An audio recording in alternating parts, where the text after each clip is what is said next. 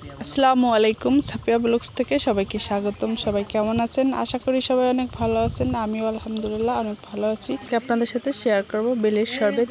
এই গরমে কিন্তু আমাদের বেলের শরবত, লেবুর শরবত, তেঁতুলের শরবত, মানে আচার জাতীয় যত খাবারগুলো আছে সবগুলাই কিন্তু আমাদের খুবই প্রয়োজন এই গরমেতে, দুপুরে রোদের সময়।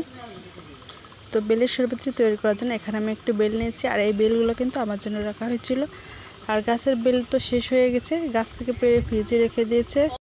দিচ্ছি পরিমাণ মতো চিনি। চিনিটা দিয়ে বেলটাকে আমি চটকিয়ে নিব।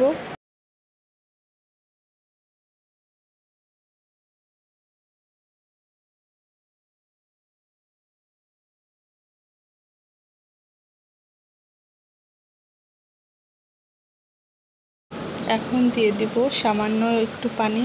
পানিটা দিয়ে এখানে যে বেলের বিচি আছে আর যে আঁশগুলো আছে ওগুলা একটু একটু করে হাতের সাহায্যে উঠিয়ে নিব।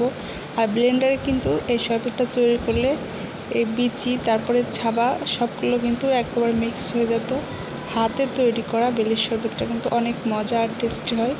তো এইভাবে করে আমি সবগুলা বেলের বিচি আর আঁশগুলা উঠিয়ে নেব।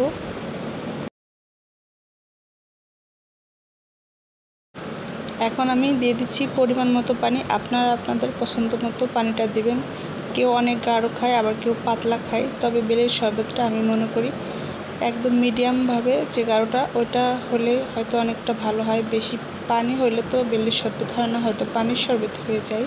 আর দিয়ে দিচ্ছি এর মধ্যে 1 চিমটি পরিমাণ লবণ। এই গরমে আমরা বেশি করে বেলের শরবত, আমের শরবত, লেবুর শরবত, তেঁতুলের শরবত, মানে টক জাতের যত জিনিস আছে এগুলো খাওয়ার চেষ্টা করব, কারণ এগুলো এখন খেলে আমাদের জন্য অনেক উপকারী হবে।